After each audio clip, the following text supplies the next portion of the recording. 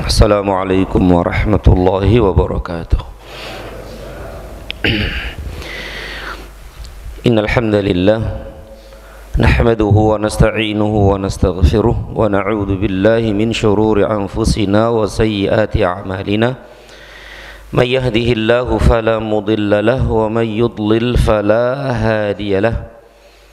Asyhadu an la ilaha illallah wahdahu la syarika lah wa asyhadu anna Muhammadan abduhu wa rasuluh. Allahumma salli wa sallim wa barik ala nabiyyina wa rasulina Muhammad ibn Abdullah alaihi salatu wassalam wa ala alihi wa sahbihi ajma'in. Qala Allah Ta'ala ya ayyuhalladzina amanu taqullaha haqqa tuqatih wa la tamutunna illa wa antum muslimun. Ya ayyuhalladzina amanu taqullaha wa qulu qawlan sadida yuslih lakum a'malakum wa yaghfir lakum dhunubakum wa man yuti'illaha wa rasulahu faqad faza fawzan 'azima. Amma ba'd.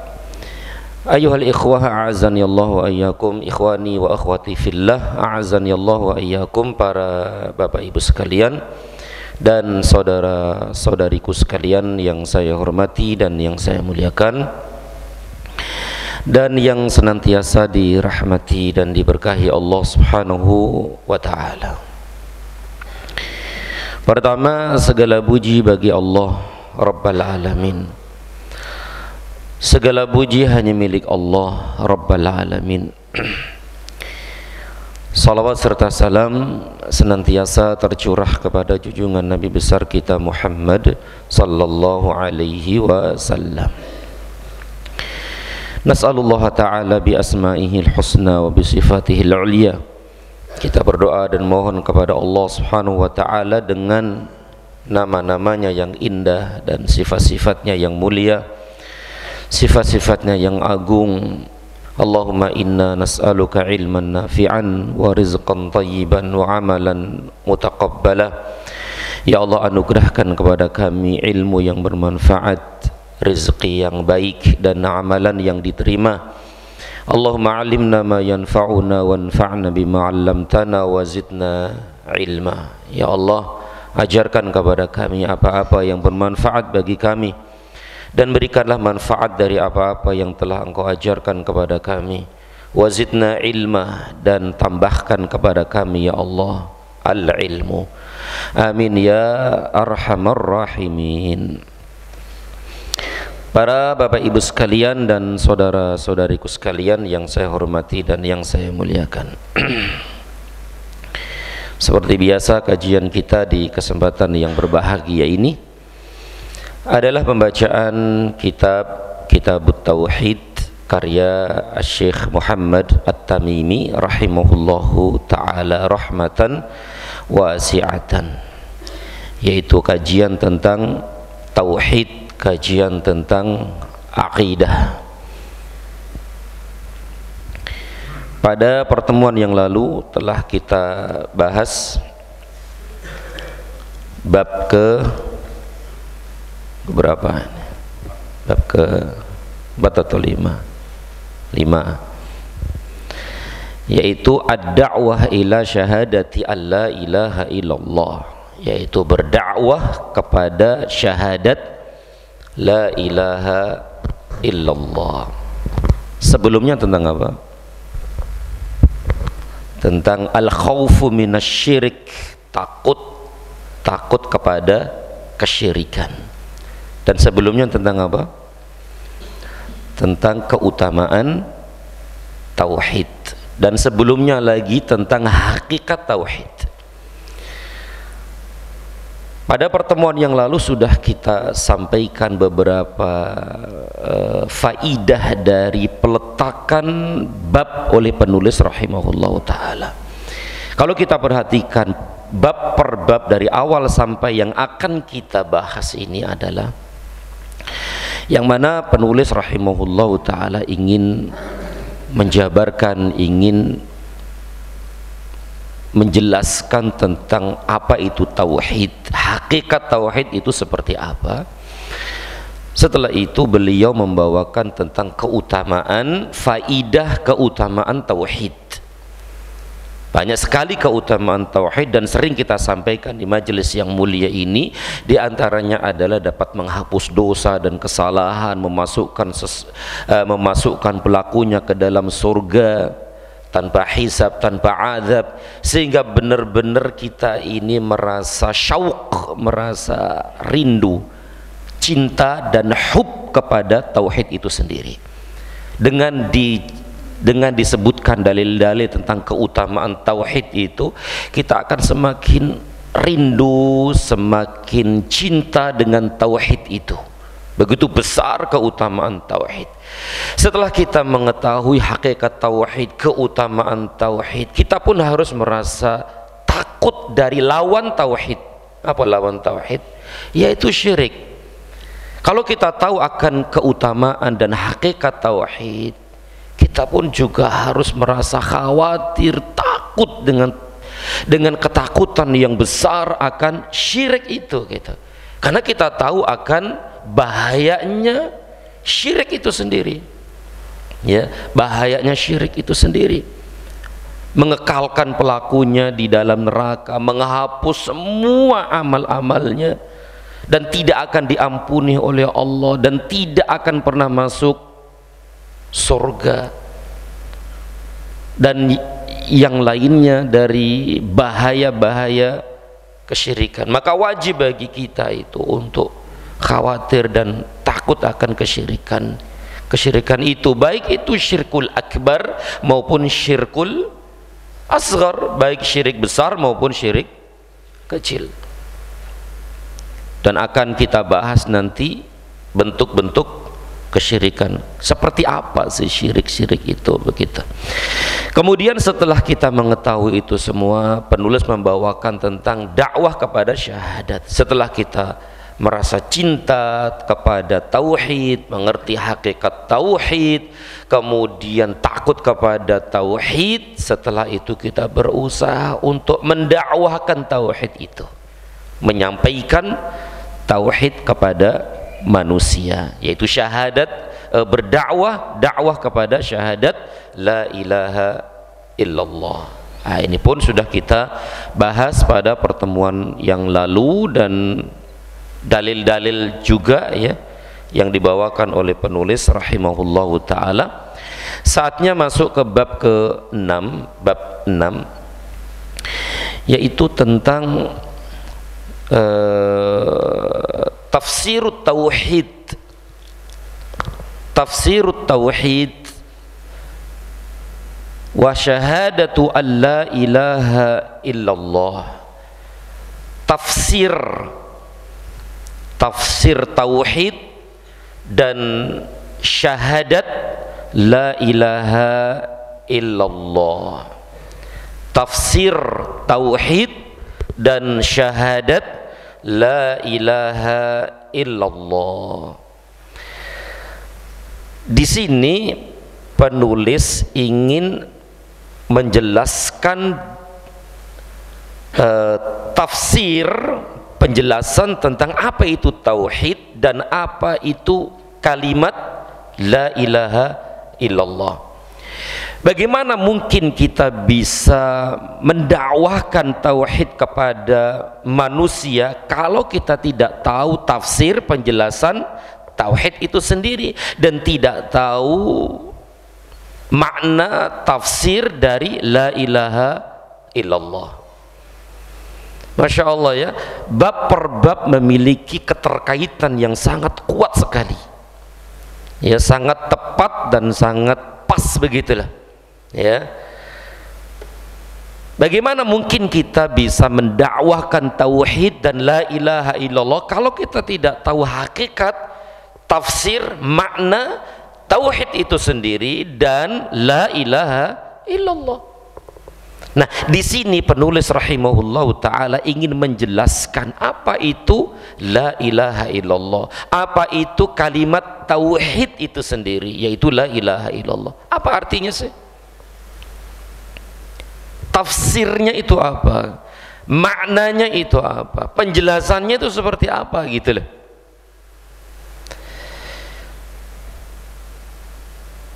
Dan semua orang dan semua kaum muslimin semuanya membaca dan mengucapkan kalimat tauhid ini, yaitu la ilaha illallah.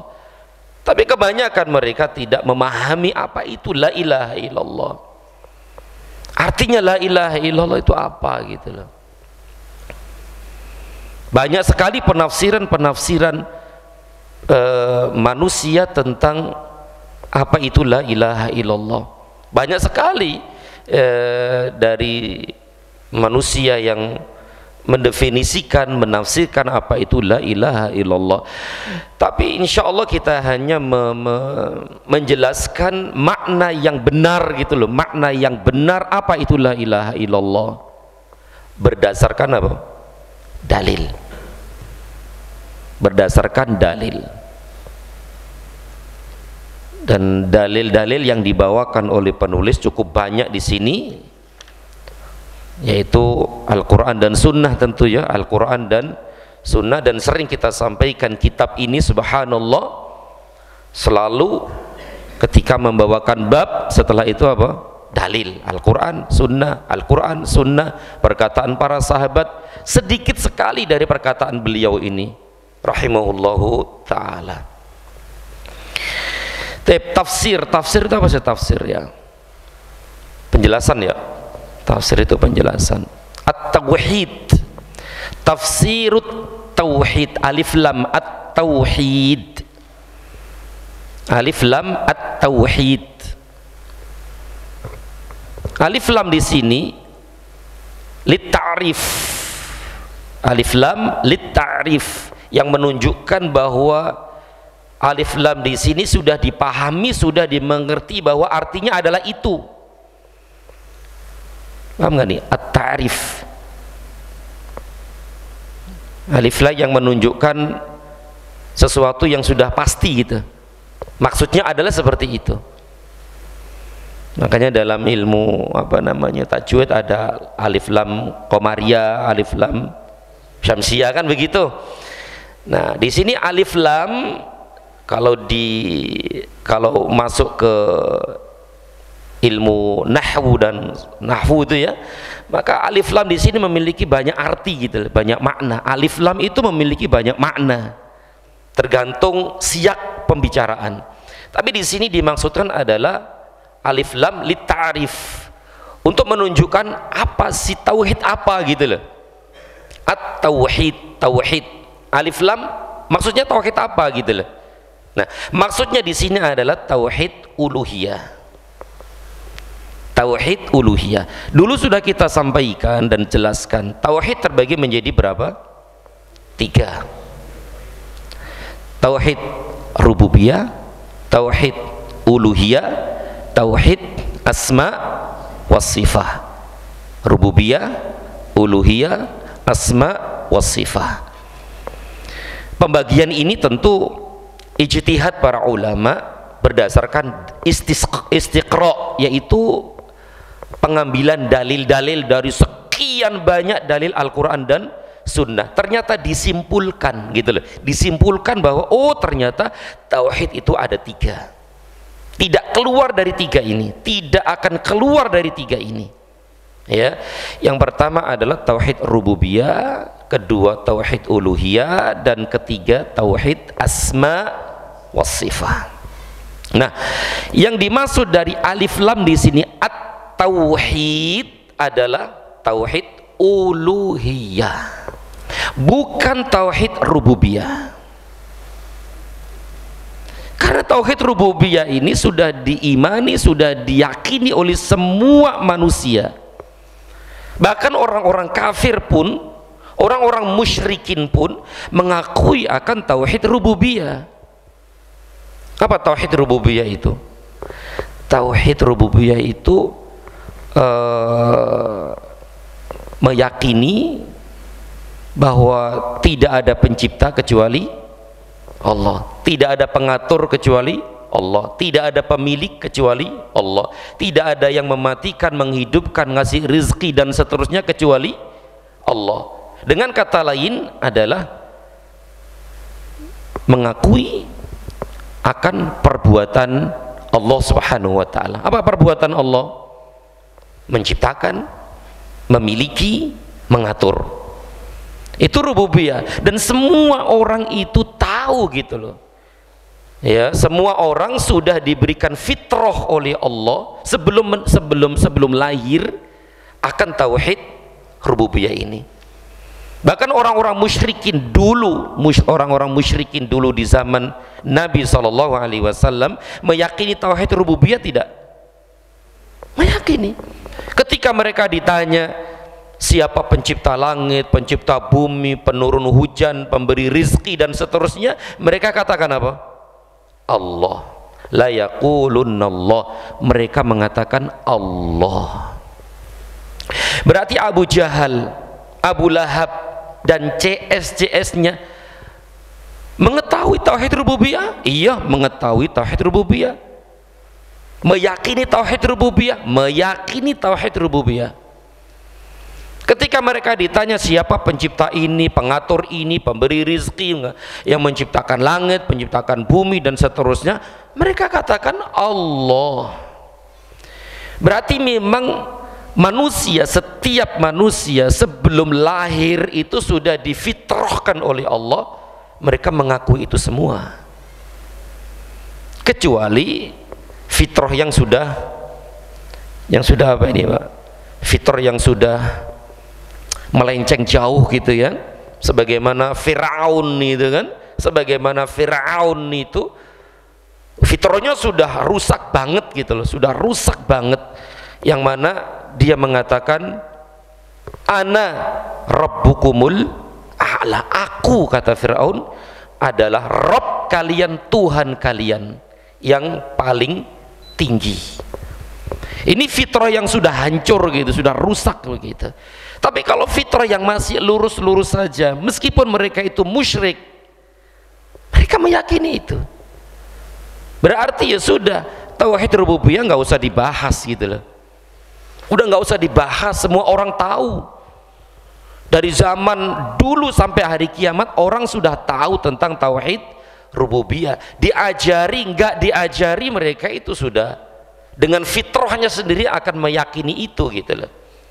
Berarti di sini yang dimaksud at-tauhid alif lam lit ta'rif itu adalah tauhid uluhiyah. Apa tauhid uluhiyah itu? Tauhid uluhiyah itu berkaitan dengan ibadah kita.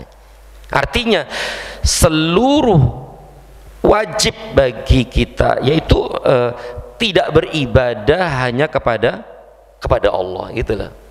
Menjadikan seluruh ibadah kita hanya untuk Allah Subhanahu wa taala. Itu tauhid uluhiyah. Yaitu berkaitan dengan apa? Berkaitan dengan perbuatan siapa?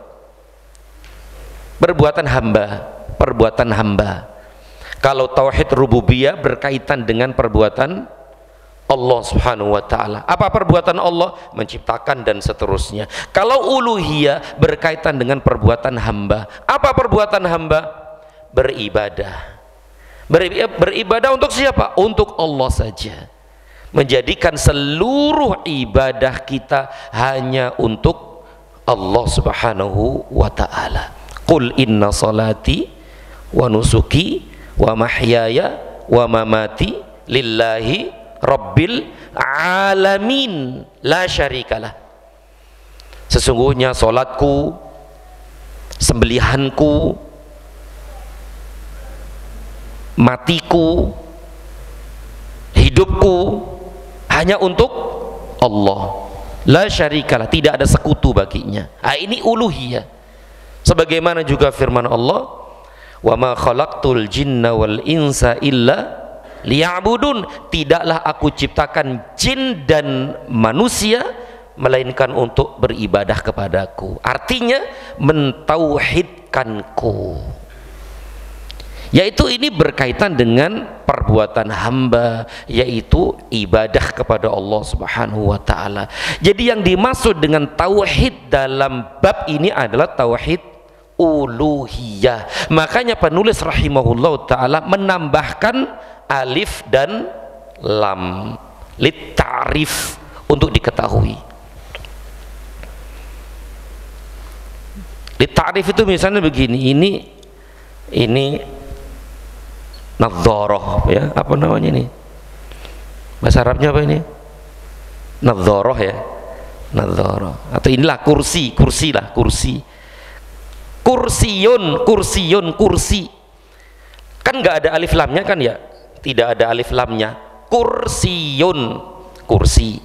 Umum sifatnya, kursi siapa nggak tahu, pokoknya kursi. Tapi kalau ditambahi alif lam, al-kursiyu, ini biasanya pakai alif lam itu jelas ini milik siapa. Al-kursi berarti ini kursi khusus nih, berarti ada yang punya, ada yang memiliki, dan seterusnya. Nah, itu namanya alif lam lit-ta'rif. Jadi penting banget ya diketahui masalah ini. Baik, kita lanjutkan akhi. Jadi di sini penulis rahimahullahu taala ingin menjelaskan tafsir tauhid, yaitu tauhid uluhiyah. Karena sering kita sampaikan akhi bahwa tauhid uluhiyah inilah yang didakwahkan oleh seluruh nabi dan rasul. Para rasul dari zaman rasul pertama siapa dulu? Nabi Nuh, dan rasul terakhir siapa? Nabi Muhammad SAW. Semuanya mendakwakan tauhid. Yang dimaksud adalah tauhid uluhiyah. Tauhid uluhiyah, bukan tauhid rububiyah yang didakwahkan oleh para nabi dan rasul itu. Tauhid uluhiyah, beribadahlah hanya kepada Allah, sembahlah Allah, tauhidkan Allah. Bukan didakwakan kalian harus meyakini Allah lah pencipta, bukan itu. Karena semua orang sudah tahu itu semua, udah tahu semua itu. Tapi yang dimaksud adalah uluhiyah ini, ya, mengajak manusia untuk kembali kepada Allah, beribadah hanya kepada Allah, menyembah hanya kepada Allah, tidak kepada yang lain. Tidak boleh memalingkan ibadah kepada selain Allah. Itu semua dakwah para rasul. Walaqad ba'atsna fi kulli ummatir rasula. Dan sungguh kata Allah, kami utus setiap rasul untuk apa? Walaqad ba'atsna fi kulli ummatir rasula ani'budullaha wajtanibu at-taghut, agar mereka beribadah hanya kepada Allah dan menjauhi taghut. Nah itu dia, ani'budullah, agar mereka beribadah hanya kepada Allah, wajtanibut taghut, dan mereka menjauhi apa? Menjauhi taghut, yaitu kesyirikan, syirik. Nah ini dia ya. Ikhwani wa akhwati fillah, azani Allah wa iyyakum, para bapak ibu sekalian dan saudara-saudariku sekalian yang saya hormati dan yang saya muliakan.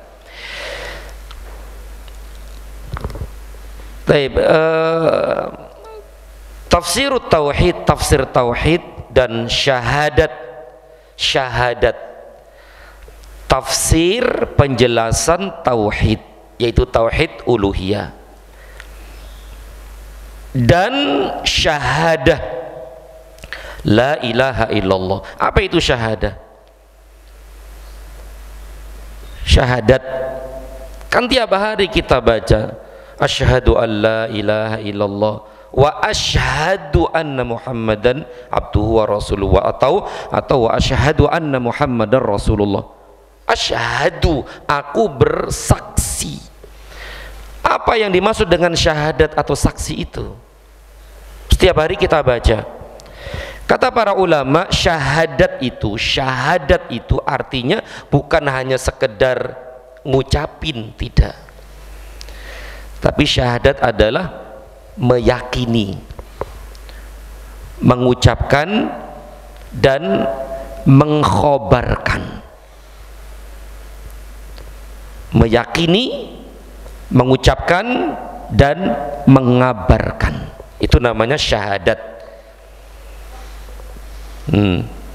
Meyakini artinya meyakini dengan hati tentang meyakini dengan hati la ilaha illallah. Tidak hanya meyakini di hati, mengucapkannya, harus mengucapkannya, yaitu asyhadu alla ilaha illallah. Kemudian mengabarkannya di antara artinya adalah mengamalkannya. Masya Allah. Jadi syahadat itu tidak hanya ucapan asyhadu, asyhadu setiap hari, kemudian tidak ada realisasinya dalam menjalankan tauhid itu sendiri. Tiap hari mengucapkan syahadat, tapi melakukan kesyirikan. Berarti apa artinya syahadat kalau begitu gitu loh. Jadi syahadat itu artinya meyakini dengan keyakinan yang sempurna, kemudian mengucapkan dengan lisan dan juga mengabarkannya, memberitahukannya, dan tentu mengamalkannya. Dulu sudah kita sebutkan sedikit kisah kisah Abu Thalib. Abu Thalib meninggal dalam keadaan kafir enggak? Kafir, musyrik, masuk neraka dia. Kekal di neraka dia. Padahal dia meyakini tidak, dia yakin tidak bahwasanya beliau adalah Rasulullah, ponakannya itu utusan Allah. Iya, yakin nggak dia? Yakin. Kemudian bukankah dia juga meyakini bahwa yang turun kepada beliau yaitu Al-Quran dari siapa? Dari Allah. Dia yakin tidak bahwasanya tauhid yang dibawa oleh Rasulullah SAW adalah yang benar? Yakin nggak? Yakin dengan hati, tapi sayang dia tidak apa? Mengucapkan. Tidak mengucapkan dia. Nggak ngomong gitu loh Pak. Tidak mengatakan asyhadu alla ilaha illallah. Tidak. Maka tidak cukup dengan keyakinan saja, tapi harus dengan lisan, diucapkan dan dikabarkan bahwa la ilaha illallah. Makanya dulu sudah kita sampaikan, ketika Abu Thalib akan meninggal dunia, di sisi dia ada siapa? Ada Rasulullah sallallahu alaihi wasallam, ada Rasulullah, dan di sisinya lagi ada siapa? Abu Jahal dan Abdurrahman. Baik. Apa kata Nabi sallallahu alaihi wasallam kepada Abu Thalib? Ya ammi, wahai pamanku, kul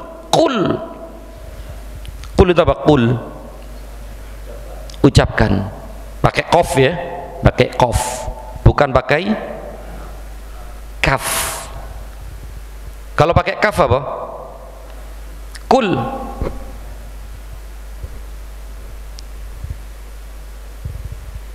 Pakai kaf apa? Makan. Please, monggo, mangan, itu kul. Silakan makan, pakai kaf, kul. Tapi kalau pakai qaf, katakan, bedakan. Beda. Kalau huruf itu beda arti, jauhnya seperti antara langit dan bumi. Disuruh bilang kok suruh makan gitu kan, beda banget kan, beda banget. Makanya penting makharijul huruf itu penting banget untuk membedakan makna dan arti. Kalau udah salah,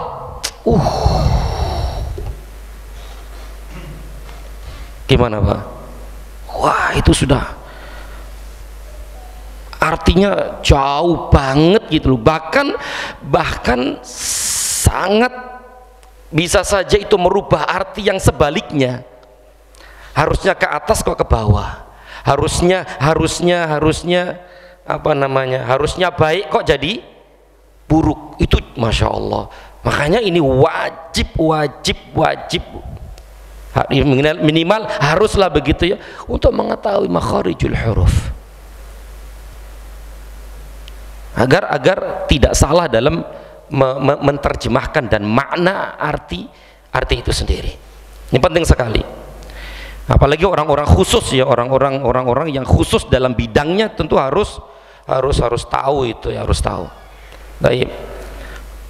Apa kata Nabi? Ya ammi, wahai pamanku, qul pakai qaf ya. Katakan la ilaha illallah. Ucapkan la ilaha illallah. Karena Nabi sudah tahu bahwa pamannya di hatinya itu yakin akan kebenaran la ilaha illallah. Arti la ilaha illallah sudah tahu dia. Tapi tinggal apa, akhi? Tinggal ngucapin saja gitu loh. Tapi dia mau ngucapin enggak? Enggak mau ngucapin. Tidak mau ngucapin sampai mati. Berarti, akhi, keyakinan tidak cukup dalam masalah ini, tidak cukup, harus dengan lisan juga diucapkan dan dikhobarkan tadi itu. Tayyib, ini dia maksud dari syahadat ya,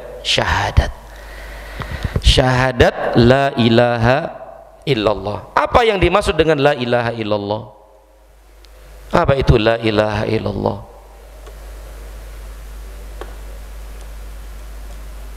Banyak tafsiran, banyak sekali tafsiran, minimal ada kalau tidak salah 4 tafsiran atau 5 penafsiran tentang la ilaha illallah. Ada yang mengatakan begini, ini tambahan saja ya, bahwasanya sesuatu tidak ada Tuhan, tidak ada ilah kecuali ilah, tidak ada ilah kecuali ilah. La ilaha illallah, tidak ada ilah kecuali Allah. Artinya ada yang mengatakan bahwa segala sesuatu itu adalah Allah gitu. Semua itu Allah.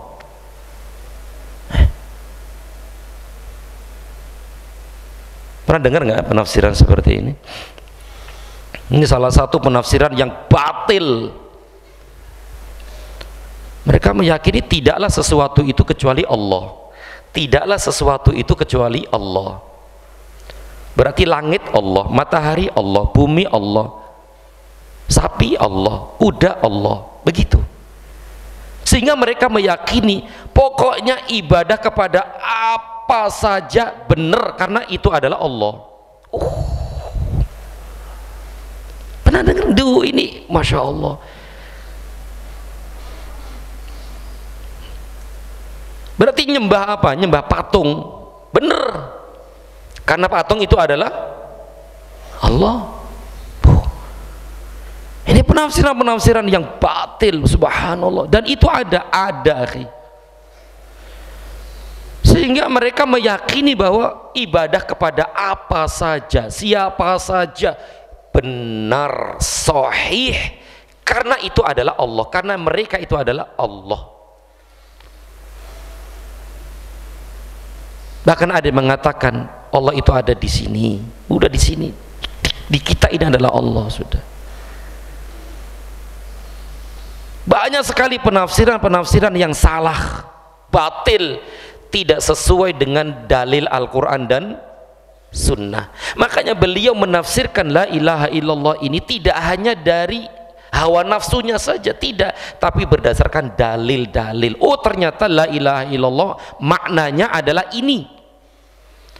Ternyata kesimpulannya sebagaimana yang antum ketahui bersama bahwa makna la ilaha illallah adalah apa? La ma'buda bihaqqin illallah. La ma'buda bihaqqin illallah. Tidak ada sesembahan yang berhak disembah kecuali Allah. La ma'budan, la ma'bud, tidak ada sesembahan yang berhak disembah kecuali Allah Subhanahu wa taala. Ini definisi yang benar, definisi yang sahih berdasarkan dalil-dalil yang akan kita bawakan nanti insyaallah taala. La ma'buda bihaqqin illallah, la ma'buda bihaqqin illallah. Tidak ada sesembahan yang berhak disembah kecuali Allah. Berarti ini sembah, bukan pencipta, bukan pengatur. Karena pengatur, pencipta sudah diketahui oleh manusia. Misalnya kalau diterjemahkan tidak ada pencipta kecuali Allah, bener nggak?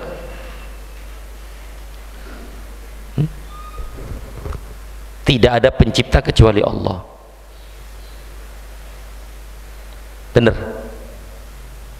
Kurang. Kenapa kurang? Karena orang-orang musyrikin, orang-orang musyrik di zaman Nabi SAW meyakini ini enggak, tidak ada pencipta kecuali Allah. Yakin enggak mereka? Udah yakin. Makanya tadi sudah kita sebutkan rububiyah tadi loh. Rububiyah kan pencipta, pengatur, pemilik. Kalau diterjemahkan kepada makna tidak ada pencipta kecuali Allah, kurang. Tidak ada pengatur kecuali Allah, kurang. Tidak ada pemilik kecuali Allah, kurang. Kenapa? Karena semua ini masih tauhid rububiyah, dan itu sudah diketahui oleh seluruh manusia, diketahui oleh orang-orang musyrikin. Berarti yes, ngapain bahas itu gitu loh istilahnya, nggak usah dibahas itu. Tapi yang dimaksud di sini adalah ibadah. Tidak ada yang berhak disembah yang benar kecuali Allah. Itu dia penafsiran yang tepat, yang sahih berdasarkan Al-Quran dan Sunnah. Ada yang menerjemahkan tidak ada Tuhan, tidak ada pencipta kecuali Allah. Ada. Karena la ilaha. Apa artinya ilah itu? Apa artinya ilah? Ma'bud itu yang disembah. Ilah itu bukan pencipta, bukan pengatur, bukan.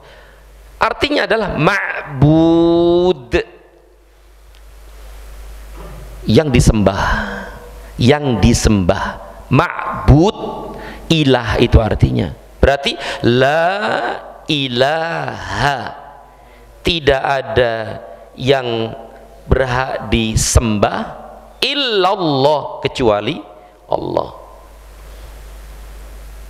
Dan inilah tafsir tauhid, dan inilah tafsir la ilaha illallah. Berarti berkaitan semua dengan tauhid apa? Uluhiyah, bukan tauhid rububiyah. Makanya akhi, orang-orang musyrikin dulu, orang-orang musyrikin tadi sudah kita sampaikan dan akan terus kita sampaikan, mereka meyakini, mengimani tauhid rububiyah, tapi mereka tidak memiliki tauhid uluhiyah. Mereka nyembah apa? Patung. Orang-orang musyrikin dulu tuh nyembah patung. Di antara nama-nama patung siapa? Latta, Uzza, Manat, Salisatan, Ukhra, dan nama-nama yang lain. Lata, Uzza, Manat, Lata,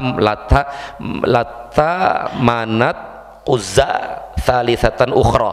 Tayyib, ini nama-nama berhala yang mereka sembah nih. Berarti mereka dalam masalah uluhiyah nggak punya dia. Buktinya mereka menyembah kepada selain Allah, mereka minta kepada selain Allah, mereka minta syafaat kepada selain Allah, dan seterusnya. Syirik.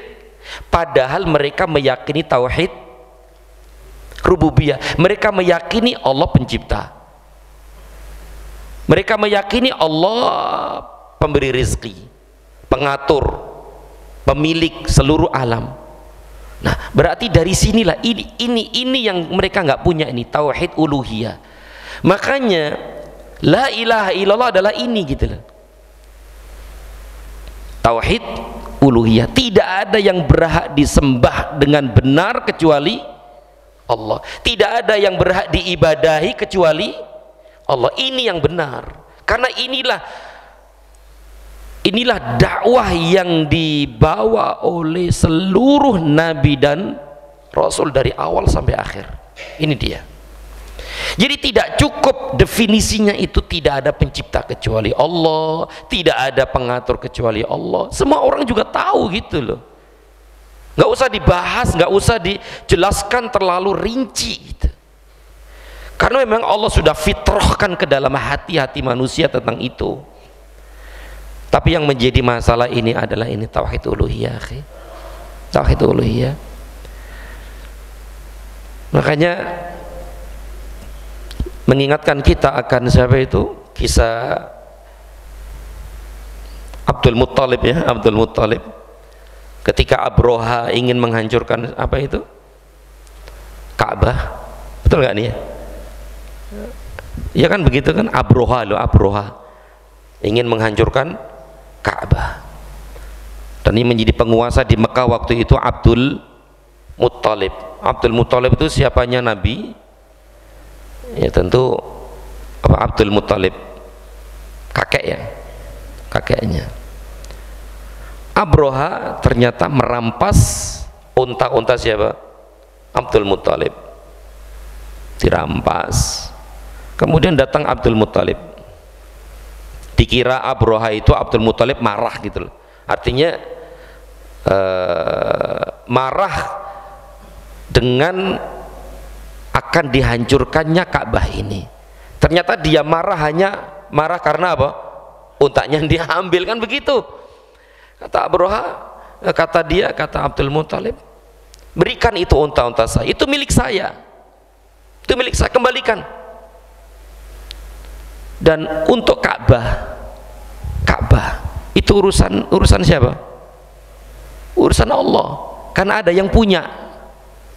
Coba, ini Abdul Muttalib agamanya apa? Syirik enggak? Agama musyrik, dia agama syirik Abdul Muttalib itu. Tapi dia mengatakan itu Ka'bah yang ente mau ngancurin tuh, itu ada yang punya, ada yang jaga, itu bukan urusan saya. Abdul Muttalib tahu bahwa Ka'bah itu milik siapa? Allah. Coba, dia marah itu karena untanya diambil. Mana unta saya? Mana? Kalau nggak salah 200 unta itu ya. Mana unta saya? Masya Allah, Abdul Muttalib tahu gitu loh tentang Allah itu siapa. Allah tahu, mereka tahu gitu loh. Tapi mereka gagal dalam ini uluhiyah tadi itu. Makanya akhifillah, makna yang sahih, makna yang tepat dari la ilaha illallah adalah la ma'buda bihaqqin illallah. Tidak ada sesembahan yang berhak disembah kecuali Allah, tidak ada yang berhak diibadahi kecuali Allah subhanahu wa ta'ala. Itu dia definisi yang sahih. Nah, setelah itu penulis rahimahullah ta'ala membawakan dalil-dalil dan bukti bahwa la ilaha illallah adalah maksudnya itu, tidak ada sesembahan yang berhak disembah kecuali Allah. Nah, ini dalil-dalilnya.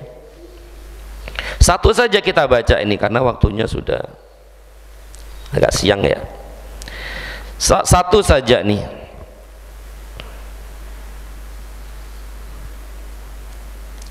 Dan insya Allah kita baca di pertemuan akan datang, insya Allah semua nih. Misalnya nih firman Allah dalam surat Az-Zukhruf ayat 26 sampai 27. Allah berfirman, wa idh qala Ibrahimu li abihi wa qaumihi. Wa idh qala Ibrahim, dan ingatlah ketika Ibrahim, Nabi Ibrahim berkata kepada bapak dan kaumnya. Bapaknya dan kaumnya. Bapaknya nyembah berhala, kaumnya nyembah berhala. Ingatlah ketika Nabi Ibrahim alaihissalam berkata kepada bapak dan kaumnya, innani bara'um mimma ta'budun, sesungguhnya aku berlepas diri terhadap apa yang kamu sembah. Sesungguhnya aku berlepas diri, anti terhadap apa yang kamu sembah. Maksudnya apa ini? Inilah makna la ilaha. La ilaha, tidak ada sesembahan, tidak ada sesembahan yang benar. Berarti ini meniadakan, menafikan. Innani bara'um mimma ta'budun. Sesungguhnya aku berlepas diri terhadap apa yang kamu sembah. Berarti la ilaha, kan begitu. Jadi meniadakan seluruh peribadatan, bahwa semua peribadatan itu salah. Aku berlepas diri. Patung yang kalian sembah itu batil, nggak bener itu. Berarti di sini makna la ilaha, la ilaha, menafikan seluruh peribadatan, menafikan seluruh peribadatan selain Allah. Patung, kuburan dan yang lainnya dinafikan semua, ditiadakan, semua itu batil, semua itu rusak. Perkataan Ibrahim tadi itu, sesungguhnya aku berlepas diri terhadap apa yang kamu sembah. Kemudian illalladzi fatarani fa innahu sayahdin, tetapi aku menyembah Tuhan yang menjadikanku, yang menciptakanku, karena sesungguhnya Dia akan memberi hidayah kepadaku. Berarti di sini itsbat, menetapkan bahwa menafikan seluruh peribadatan itu salah. Yang benar hanya Allah. Berarti illallah, kecuali Allah, dengan firman Allah tadi illalladzi fatarani, kecuali tetapi aku menyembah Tuhan yang menciptakanku, yang menjadikanku. Siapa Dia? Allah. Nah, berarti ini kan arti la ilaha illallah kan? La ilaha, la ilaha illallah. Jadi dibagi menjadi dua. La ilaha illallah. Tidak ada sesembahan yang benar kecuali Allah. Dalilnya kenapa diartikan itu? Karena perkataan Ibrahim tadi, aku berlepas diri dari sesembahan kalian. Berarti la ilaha kan berlepas diri, bahwa semua itu batil, semua itu salah, semua itu rusak. Setelah itu illallah, tetapi aku menyembah Tuhan yang menjadikanku, yaitu Allah. Jadi meniadakan seluruh peribadatan selain Allah, setelah itu menetapkan illallah, kecuali Allah. Ayat ini tegas sekali menunjukkan makna tafsir la ilaha illallah. Tidak ada sesembahan yang berhak disembah kecuali Allah subhanahu wa ta'ala. Dan masih banyak lagi dalil-dalil yang dibawakan oleh penulis rahimahullahu ta'ala, dan insya Allah akan kita baca pada pertemuan yang akan datang insyaallah ta'ala. Jadi intinya akhi, bahwa kalimat la ilaha illallah itu memiliki dua rukun. Rukun yang pertama apa? Nafi, peniadaan, dan yang kedua itsbat, penetapan. Peniadaan, penetapan. Nafi, itsbat. Nafi, itsbat. Meniadakan, menetapkan. Meniadakan, menetapkan. Meniadakan seluruh peribadatan selain Allah. Semua batil, semua salah. Nyembah kuburan, nyembah malaikat, nyembah nabi, nyembah patung, nyembah ini, nyembah itu, semuanya salah, batil. Itu nafi namanya. Kemudian itsbat. Itsbat itu penetapan, menetapkan bahwa yang berhak disembah itu hanya Allah saja. Itu dia. Ya. Wallahu a'lam bishawab. Barangkali sampai di sini dulu apa yang bisa disampaikan. Mudah-mudahan yang sedikit ini bermanfaat, dan lebih kurang mohon maaf. Wassallallahu ala Muhammad wa ala alihi wa sahbihi wasallam. Subhanakallahumma wa bihamdika asyhadu an la ilaha illa anta astaghfiruka wa atubu ilaik. Wassalamualaikum warahmatullahi wabarakatuh.